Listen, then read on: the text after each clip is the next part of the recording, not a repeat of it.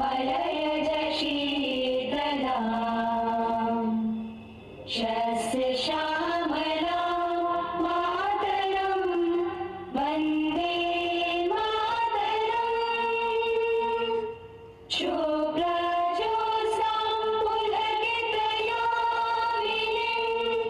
पुल्लकुसुमितद्रुमदलशोभिनीं सुहासिनीं सुमधुरभाषिणीं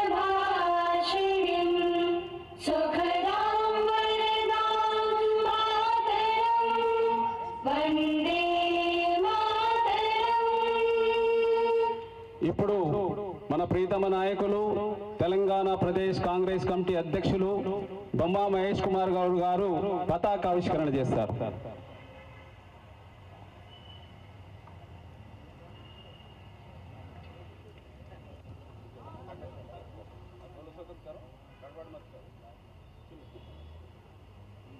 మాజీ పిసిసి అధ్యక్షులు వి హనుమంతరావు గారు, గౌరవనీయులు రాష్ట్ర ఉప ముఖ్యమంత్రి వర్యులు బట్టి విక్రమార్క గారు, గౌరవ మంత్రివర్యులు పొన్నం ప్రభాకర్ గారు, పెద్దలు గౌరవనీయులు కోదండ రెడ్డి గారు, క్విట్ ఇండియా ఉత్సవాన్ని జరుపుకోవడానికి వచ్చినటువంటి పెద్దలందరికీ, సేవాదళ అధ్యక్షుడు జితేందర్ గారికి, కార్పొరేషన్ చైర్మన్స్కి, ఎమ్మెల్యేస్కి, కాంగ్రెస్ శ్రేణులకి, పాత్రికేయులకి, మిత్రులందరికీ నమస్కారం. ఇవాళ రాఖీ పండుగ జరుపుకుంటా ఉన్నాం. రాష్ట్ర ప్రజలందరికీ, దేశ ప్రజలకి తెలంగాణ కాంగ్రెస్ కమిటీ తరఫున రాఖీ పౌర్ణమి శుభాకాంక్షలు.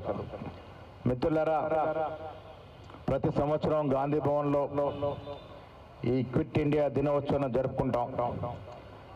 గతాన్ని గుర్తు పెట్టుకుంటేనే భవిష్యత్తుకి అడుగులు వేయగలుగుతాం. స్వాతంత్రోద్యమం ఎంత గొప్పగా జరిగింది, మన పూర్వీకులు ఎంత కఠినాలు ఎదురొడ్డి బ్రిటిష్ వారితో పోరాడినారో ఇదంతా కూడా చరిత్రని యువతరం చదువుకోవాలి. 1942లో రెండవ ప్రపంచ యుద్ధం జరుగుతున్నటువంటి సందర్భంలో గాంధీ మహాత్ముడు 1942 ఆగస్టు 8న బొంబాయిలో క్విట్ ఇండియా ఉద్యమాన్ని ప్రారంభించినాడు. అప్పటికే బ్రిటిష్ యొక్క పాలన జరిగిపోవాలని, భారతదేశాన్ని క్రమబద్ధ బ్రిటిష్ సామ్రాజ్యాన్ని పారదోలని ఎన్నో ఉద్యమాలు జరిగినాయి. కానీ అన్నిటికీ మించి క్విట్ ఇండియా ఉద్యమం అనేది చాలా తీవ్ర రూపం ముందుకొచ్చింది. డూ ఆర్ డై అనే నినాదంతో ఈ ఉద్యమాన్ని ఆనాడు గాంధీ మహాత్ముడు ప్రారంభించినాడు. యావత్ దేశంలో కాంగ్రెస్ పార్టీ శ్రేణులు ఈ ఉద్యమంలో పాల్గొన్నారు. రెండో ప్రపంచ యుద్ధంలో తలమునకలైనటువంటి బ్రిటిష్ ప్రభుత్వం ఆనాడు ఈ ఉద్యమకారులందరూ కూడా జైల్లో పెట్టడం జరిగింది. చాలా మంది భావ సమాజానికి దూరంగా యుద్ధం ముగిసేసరి కూడా జైల్లోనే ఉండేటటువంటి సందర్భం.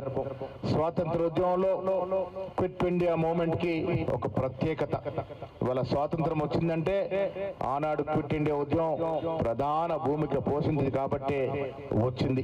మిత్రులారా, 1947లో స్వాతంత్రం వస్తే 33 ఏళ్ల తర్వాత స్థాపించబడినటువంటి బీజేపీ పిల్ల పార్టీ ఇలా ఘనమైన చరిత్ర ఉన్నటువంటి కాంగ్రెస్ పార్టీని హవేళనగా మాట్లాడుతూ ఉంది. కాంగ్రెస్ చరిత్రని మరిపించే విధంగా ప్రయత్నాలు జరుగుతూ ఉన్నాయి. ఈ దేశంలో కాదు, యావత్ ప్రపంచంలో ఒక విజనరీగా పేరు పొందినటువంటి నెహ్రూ యొక్క చరిత్రని, నెహ్రూ యొక్క జ్ఞాపకాలని మరిపించే ప్రయత్నము జరుగుతూ ఉంది. భారతదేశ చరిత్రని సమూలంగా తిరగరాసే ప్రయత్నం ఆర్ఎస్ఎస్ బీజేపీ పార్టీలు చేస్తూ ఉన్నాయి. మహానాయకులు గాంధీ, నెహ్రూ, సుభాష్ చంద్రబోస్ లాంటి యొక్క గొప్ప నాయకుల్ని మరిపించే ప్రయత్నం జరుగుతూ ఉంది. అబుల్ కలాం ఆజాద్ లాంటి నాయకుల యొక్క చరిత్రని తిరగరాసే ప్రయత్నం చేస్తూ ఉన్నారు.